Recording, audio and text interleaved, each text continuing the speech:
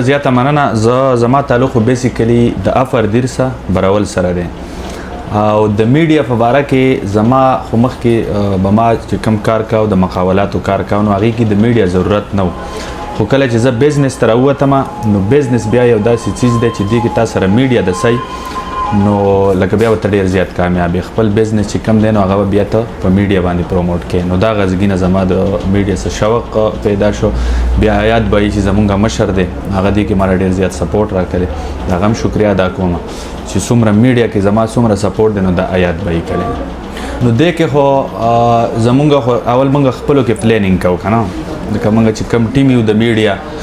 نو هغې کې موږ خپلو کې مشوره وکړو چې آیا موږ دا بزنس کولاوهو، آیا دا به کامیابي که نه. بیا په هغې کې چې کم خلک پویان دي نو د هغې سره موږ مشوره وکړو په دې کې چې آیا موږ دا بزنس کولاوه او په دې کې به زموږ پیدای او که نه نقصان به بیا چې سیم بزنس د بل چا یي نو هغې نه موږ زده کړه کوو چې آیا دې څه طریقه باندې پروموټ کوي. دې کې خو زمونږ خپل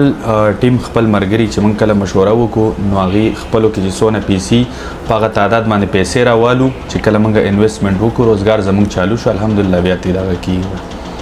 لکه موږ خو پیسې په د کاروبار په مناسبت سره چې څونه کاروباري زموږ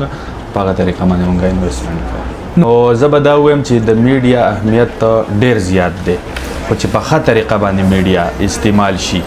نو چې کنځل پکې وشي، رد بد پکې وشي، د پښتون معاشرې ته یا عامې معاشرې ته یو داسې میسج ورکړی شي چې سبا له